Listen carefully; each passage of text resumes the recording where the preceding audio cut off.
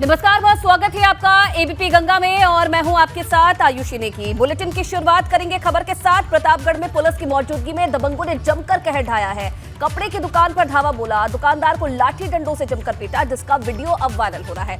3 आरोपियों के खिलाफ मामला दर्ज हो गया है। तो प्रतापगढ़ से बड़ी खबर मिल रही है, जहां पर कुछ आरोपियों ने एक युवक के साथ जमकर मारपीट की है और आपको बता दें कि कई आरोपियों के खिलाफ अब मामला दर्ज किया गया है। हालांकि जो पूरी घटना है ये वहीं पास ही लगे सीसीटीवी कैमरे में भी कैद हो गई है और इसी वीडियो के आधार पर पुलिस अब मामले की जांच कर रही है। प्रतापगढ़ से खबर है, लगातार दबंगों का कहर इलाकों में देखा जा रहा है। पुलिस लगातार कार्रवाई कर रही है। बावजूद इसके तमाम ऐसे वीडियो वायरल हो रहे हैं जिसमें जो दबंग लोग हैं कुछ युवक के साथ मारपीट करते हुए नजर आ रहे हैं। हालांकि अब वीडियो सामने आया है, जिसके बाद अब इस वीडियो के आधार पर पुलिस आगे की जांच कर रही है। ये पता लगाने की कोशिश की जा रही है कि आखिरकार ये युवक कौन थे और किस बात को लेकर ये विवाद हुआ जिसमें युवक की पिटाई कर दी गई। तो दबंगों का कहर इस कदर प्रतापगढ़ में है कि जिससे युवक की पिटाई हो गई है और लगातार देखिए ऐसी जो वीडियो है वो सामने आ रहे हैं। ये देखिए तस्वीर भी आप देख रहे हैं,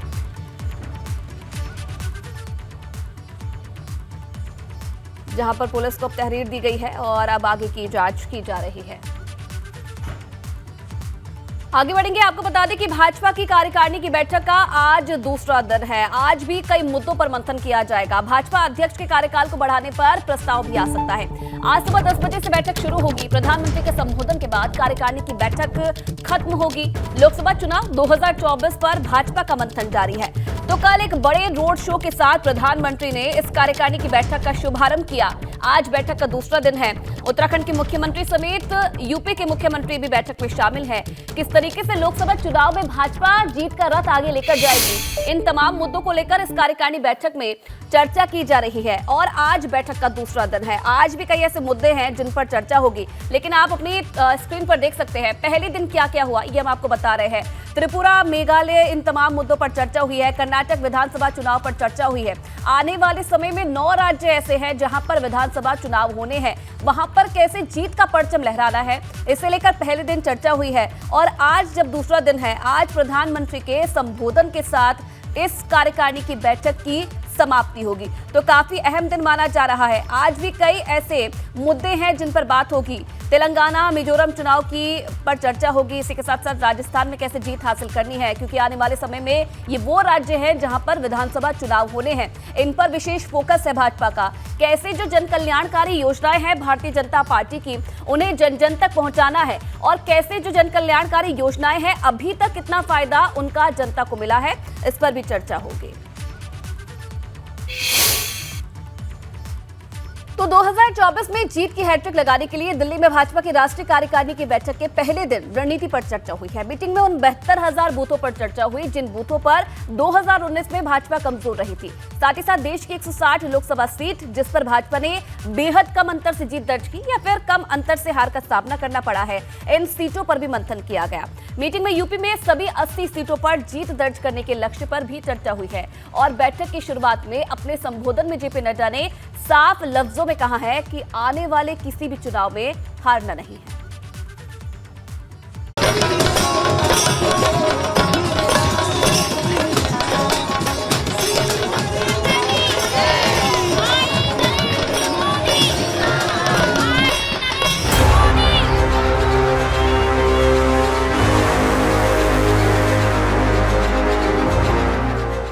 चुनावी पथ पर भगवा ब्रिगेड का अभेद प्लान। कमर कसकर लग जाएं, हमें एक भी चुनाव नहीं हारना है।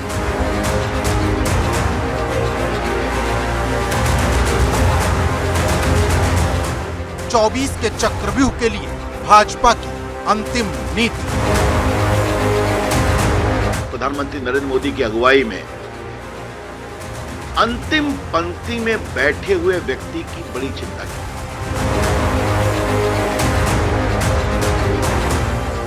दिल्ली के एनडीएमसी कन्वेंशन सेंटर में राष्ट्रीय कार्यकारिणी की मीटिंग के पहले दिन मंथन के बाद भाजपा ने साफ कर दिया कि आने वाले वक्त में पार्टी की रणनीति क्या होगी। दरअसल इस साल राजस्थान, मध्य प्रदेश, छत्तीसगढ़, कर्नाटक, तेलंगाना, त्रिपुरा, मेघालय, नागालैंड और मिजोरम में विधानसभा चुनाव होने, जबकि अगले साल लोकसभा चुनाव है, जिसे लेकर भाजपा की राष्ट्रीय कार्यकारिणी की बैठक में अध्यक्ष जेपी नड्डा ने साफ लफ्जों में कहा कि एक भी चुनाव हारना नहीं है। जेपी नड्डा नेता और कार्यकर्ताओं को अभी से जुट जाने के निर्देश दे रहे हैं। कमर कसकर लग जाएं, हमें एक भी चुनाव नहीं हारना है। जो 9 विधानसभा के चुनाव होने वाले हैं उसमें एक में भी अपनी हार नहीं होनी चाहिए। इसलिए जहां हमारी सरकार है उसको मजबूत किया जाए और जहां हमारी सरकार नहीं है उसको और मजबूत किया जाए। मतलब आने वाले वक्त में भाजपा युद्ध स्तर पर चुनावी मैदान में उतरेगी, क्योंकि भाजपा कार्यकारिणी की बैठक के पहले दिन उन बूथों पर भी चर्चा हुई जिन पर 2019 के लोकसभा चुनाव में भाजपा की स्थिति कमजोर रही थी। भाजपा ने 72,000 कमजोर बूथों की पहचान की और अब तक 1,35,000 बूथ पर भाजपा पहुंच चुकी है। भाजपा की ये रणनीति बताती है कि 2024 के लोकसभा चुनाव को लेकर भगवा ब्रिगेड किस स्तर पर तैयारी कर रहा। भाजपा का लक्ष्य यूपी में सभी 80 सीटों को जीतने का है। साथ ही भाजपा का सबसे ज्यादा फोकस उन 160 सीटों पर है जिन पर 2019 में भाजपा कम अंतर से जीती थी या फिर बेहद कम वोटों से भाजपा चुनाव हार गई। 72,000 बूथ चिन्हित किए गए, 72,000 बूथ। और अध्यक्ष जी ने बड़े सुकून से कहा कि 1,30,000 बूथ पर हम लोग पहुंचे, जिनको मजबूत करने का फैसला हुआ। दिल्ली के एनडीएमसी कन्वेंशन सेंटर में राष्ट्रीय कार्यकारिणी की बैठक से पहले दिल्ली की सड़कों पर पीएम मोदी ने रोड शो किया, जिसे 2024 से पहले भाजपा का शक्ति प्रदर्शन माना जा रहा। भाजपा की राष्ट्रीय कार्यकारिणी की बैठक मंगलवार को भी जारी रहेगी। मंगलवार को पीएम मोदी भाजपा कार्यकर्ताओं को जीत का मंत्र देंगे। दिल्ली से अविनाश तिवारी के साथ ब्यूरो रिपोर्ट, एबीपी गंगा। तो 30 जनवरी को विधान परिषद की 5 सीटों के लिए मतदान होगा। शिक्षक खंड निर्वाचन क्षेत्र की 2 और स्नातक खंड निर्वाचन क्षेत्र की 3 सीटों पर चुनाव होना है, जिसके लिए समाजवादी पार्टी और भाजपा पूरी ताकत से मैदान में है। जिन 18 जिलों में वोट डाले जाएंगे उन सभी जिलों के लिए समाजवादी पार्टी ने प्रभारियों की नियुक्ति भी कर दी है और इनमें राम गोविंद चौधरी, स्वामी प्रसाद मौर्य, माता प्रसाद पांडे सरीखे नेताओं के नाम भी शामिल है। वहीं भाजपा ने कार्यकर्ताओं को 10 मतदाताओं से संपर्क करने की जिम्मेदारी है। मतलब मुकाबला टाइट है।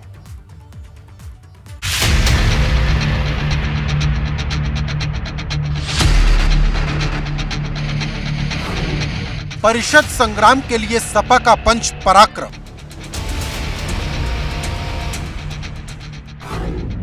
मिशन प्रतिपक्ष के लिए रेड आर्मी के 18 महारथी।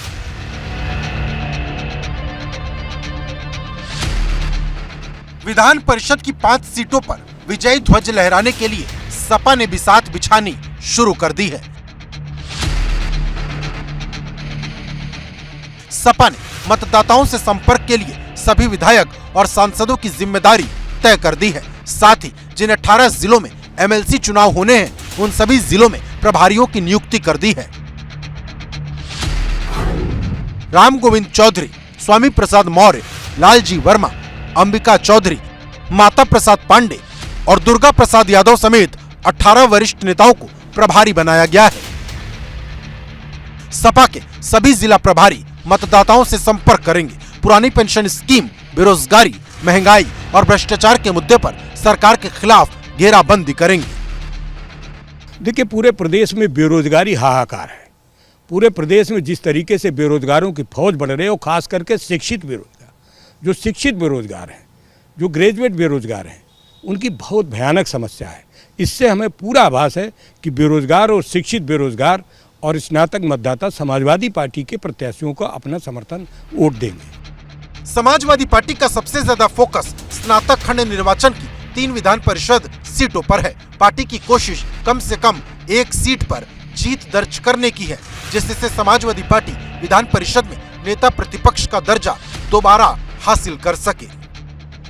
समाजवादी पार्टी के लिए विधान परिषद के आगामी चुनाव कितने महत्वपूर्ण है, ये बात पार्टी भी बखूबी जानती है, क्योंकि अगर इन 5 में से 1 सीट भी समाजवादी पार्टी के खाते में आती है तो विधान परिषद में एक बार फिर से नेता प्रतिपक्ष का पद सपा को वापस मिल जाएगा। यही वजह है कि समाजवादी पार्टी भी पूरी ताकत के साथ इस चुनाव में लगी हुई है और अपने जो शीर्ष नेता हैं उनको भी चुनाव में लगाया है। वहीं दूसरी ओर भारतीय जनता पार्टी की कोशिश है कि 5 सीटों पर कमल खिलाया जा सके।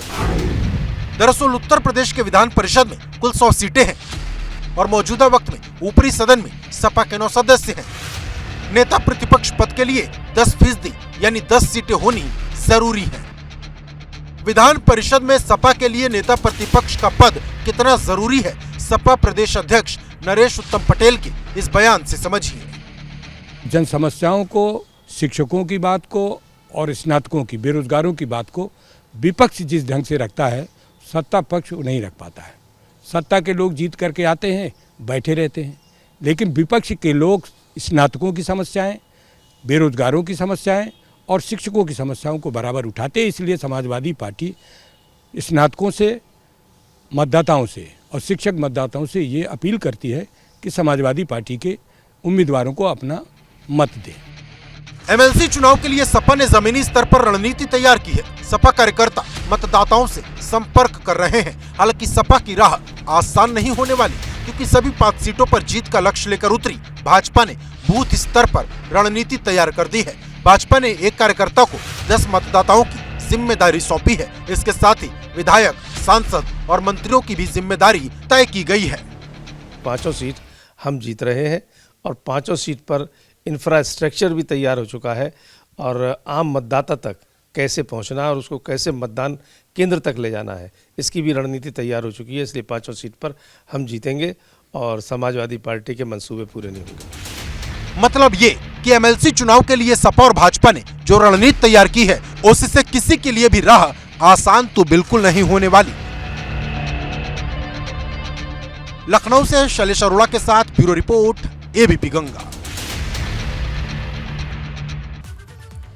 इधर तेलंगाना के 2 दिवसीय दौरे पर हैं अखिलेश यादव और तेलंगाना के सीएम केसीआर की रैली में शामिल होंगे। तेलंगाना के खम्मन में केसीआर की रैली होनी है। रैली में अखिलेश यादव शामिल होंगे और इसी के साथ साथ लोकसभा चुनाव 2024 में तीसरे मोर्चे की तैयारी में विपक्ष है और इसी को लेकर काफी अहम ये दौरा माना जा रहा है अखिलेश यादव का, जो कि तेलंगाना के दौरे पर है और यहाँ केसीआर की रैली में शामिल होंगे।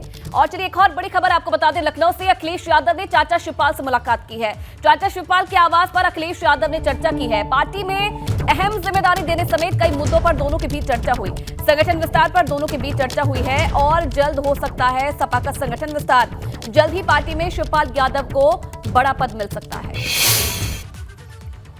अगली खबर गाजीपुर से है। आज मुख्तार अंसारी की एमपी एमएलए कोर्ट में पेशी हो सकती है। उसने कांड में पेशी हो सकती है मुख्तार अंसारी की, बड़ी जानकारी मिल रही है। इससे पहले 3 तारीख मिलने के बाद भी अभी तक पेशी मुख्तार अंसारी की नहीं हो पाई है। आज कोर्ट में मुख्तार का पेश होना बेहद जरूरी है और सुरक्षा की वजह से अभी तक मुख्तार की पेशी नहीं हो पाई है।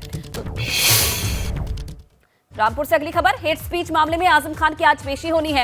एमपी एमएलए कोर्ट में पेश होंगे आजम खान और 2019 लोकसभा चुनाव में भड़काऊ भाषण देने का आरोप है। आज आजम खान पर कोर्ट में सुनवाई होनी है। तो हेट स्पीच का मामला जिसमें आज आजम खान की पेशी होनी है, एमपी एमएलए कोर्ट में पेश होंगे। इधर सपा सांसद डॉक्टर शफीकुर रहमान बर्क अपने विवादित बयानों के लिए जाने जाते हैं और इस बार उन्होंने बसपा सुप्रीमो मायावती की तारीफ की है, उनके पक्ष में बयान दिया है। बर्क ने कहा कि मायावती ने कौम के लिए काम किया है, वो एक शख्सियत है और उनकी देश को जरूरत है। मुस्लिम होने के नाते वो मायावती के साथ है। बसपा सुप्रीमो मायावती ने अपने जन्मदिन के अवसर पर साल 2024 के लोकसभा चुनाव या फिर विधानसभा चुनाव में अकेले दम पर लड़ने का ऐलान किया है। मायावती के इस ऐलान पर संभल लोकसभा सीट से सपा सांसद शफीकुर रहमान बर्क ने कहा कि मायावती ने जमकर काम किया है और ओबीसी पर जुल्म जाति रोकने को उनकी जरूरत है। उन्होंने ये भी कहा कि मायावती ने बिरादरी के लिए भी काम किया है।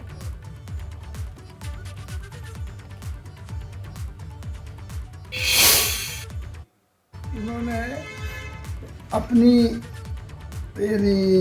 कौम के लिए या अपनी बिरादरी के लिए उन्होंने काम किया है और फील्ड में जमकर काम किया है। बहरहाल मैं भी उनकी पार्टी में रह चुका हूँ। 2009 में मैंने भी इलेक्शन लड़ा था, तो मेरा इलेक्शन बहरहाल उनकी पार्टी से मैं जीता था, समाजवादी हार गई थी।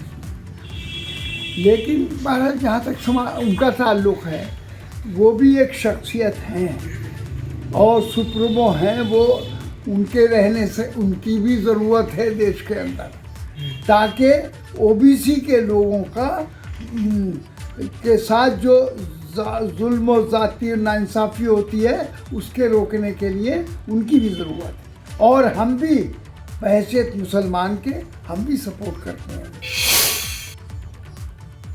वहीं आपदा प्रबंधन विभाग के सचिव का बड़ा बयान सामने आया है। रंजीत सिन्हा ने जोशीमठ को लेकर यह बड़ा बयान दिया है। केदारनाथ की तर्ज पर जोशीमठ को बसाया जाएगा और जोशीमठ फिर से खूबसूरत बनेगा।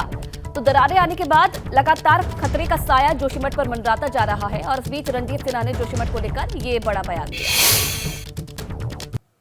एक लाइन में ये है कि जोशीमठ को टुगेदर साथ में मिलके और अच्छा बनाएंगे, ये तो पक्का। जोशीमठ का पुनर्निर्माण करेंगे, जैसे हमने केदारनाथ का जिस तरह से पुनर्निर्माण किया है उसी तर्ज पे हम जोशीमठ का भी पुनर्निर्माण करेंगे और अच्छा बनाएंगे।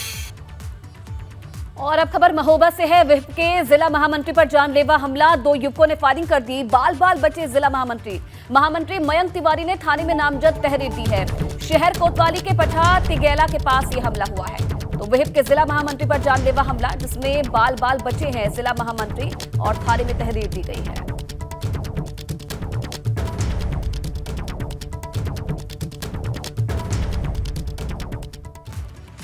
अगली खबर कन्नौज से है, जहां संदिग्ध हालत में बस में आग लग गई। कानपुर से दिल्ली ये बस जा रही थी। बस में 21 सवारी, चालक परिचालक शामिल थे। सूझबूझ से सभी को सुरक्षित निकाल लिया गया। आग का गोला बनी बस पूरी तरह से राख हो गई है। गुड़साहागंज कोतवाली के जसोदा का मामला बताया जा रहा है और मौके की तस्वीरें आप देखिए। इन तस्वीरों से अंदाजा लगा सकते हैं कि भीषण की आग थी। अगली खबर चंदौली से है, जहां अज्ञात कारणों से 10 झोपड़ियों में आग लग गई। आग में झुलसने से 8 महीने के नवजात की मौत हो गई है और झोपड़ी में बंधी बकरियों की आग में जलकर मौत हो गई है। चकिया कोतवाली के दिरेहू बैरा बस्ती का मामला है।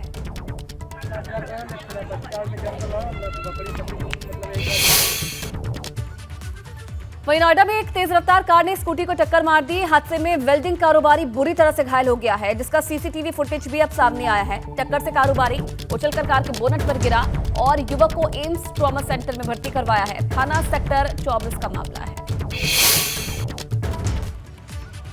इधर आजमगढ़ में पुलिस और बदमाशों में मुठभेड़ हो गई है। मुठभेड़ में बदमाश के पैर में गोली लगी। एक बदमाश को पुलिस ने गिरफ्तार किया है, दूसरा मौके से फरार हो गया है। फरार बदमाश की तलाश में पुलिस जुटी हुई है। मुबारकपुर थाना क्षेत्र के दरियाबाद पुल पर यह मुठभेड़ हुई है।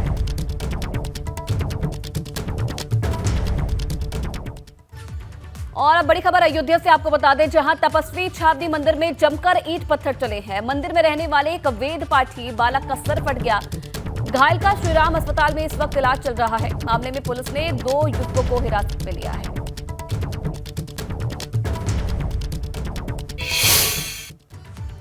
वहीं मऊ में प्रशासन का अतिक्रमण के खिलाफ एक्शन देखने को मिला। अवैध रूप से बनाए गए पक्के मकानों पर बुलडोजर चलाया गया है। हाईकोर्ट के आदेश के बाद प्रशासन ने पहले जमीन की पैमाइश की, जिसके बाद प्रशासन ने एक्शन लिया है। दरअसल ग्राम खरगेजपुर में तालाब की जमीन पर लोगों ने कब्जा कर रखा था और मामले में नायब तहसीलदार ने बताया कि 2018 में जमीन खाली करने के आदेश दिए थे, लेकिन जब से अभी तक किसी ने अपना अतिक्रमण नहीं हटाया है और इसके बाद हाईकोर्ट के आदेश के बाद एक्शन लिया गया।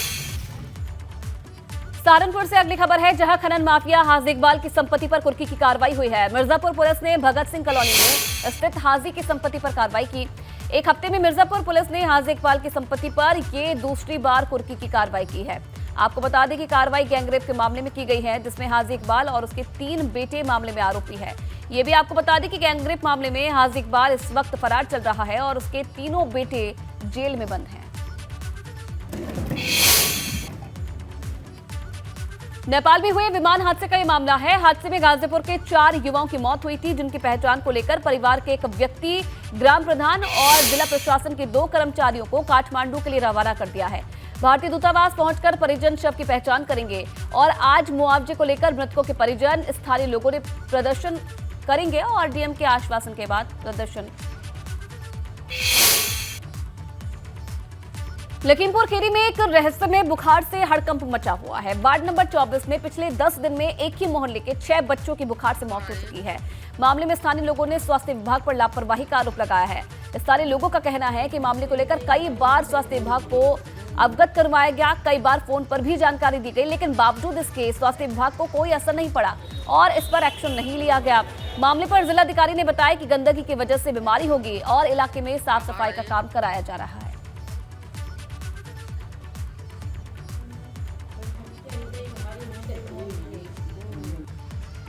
तो लखीमपुर खीरी, जहां पर एक रहस्यमय बुखार इन दिनों चर्चा का विषय बना हुआ है। अब तक 6 बच्चों की इस बुखार से मौत हो चुकी है। स्थानीय लोगों ने स्वास्थ्य विभाग पर लापरवाही का आरोप लगाया है। उनका कहना है कि कई बार स्वास्थ्य विभाग को, प्रशासन को इसके बारे में अवगत करवा चुके हैं, पत्र लिखकर अवगत कराया जा चुका है, फोन कर अवगत कराया जा चुका है, लेकिन बावजूद इसके अब तक इस ओर ध्यान नहीं दिया गया। तो दूसरी तरफ विभाग का ये कहना है कि इलाके में गंदगी की वजह से जो ये बीमारी है ये फैली है और इससे कहीं ना कहीं मौत होने की आशंका जताई जा रही है। हालांकि अब इलाके में साफ सफाई का काम करवाया जा रहा है और इस रहस्यमय बीमारी के बारे में भी पता लगाने की कोशिश फिलहाल की जा रही है। लेकिन बड़ी बात यह है कि अब तक 6 बच्चों की जान इस रहस्यमय बीमारी से हो चुकी है, जो कि कहीं ना कहीं चर्चा का विषय बनी हुई है। हालांकि प्रशासन की तरफ से अब इलाके में साफ सफाई का काम करवाया जा रहा है। प्रशासन का ये कहना है कि कहीं ना कहीं गंदगी एक बड़ी वजह हो सकती है इन मौतों के पीछे, लेकिन जांच की जा रही है और उसके बाद ही जो मुख्य कारण है उसका पता लग पाएगा। तो लखीमपुर खीरी का ये वही इलाका आप देख रहे हैं जहां पर रहस्यमय बुखार से 6 बच्चों की मौत हो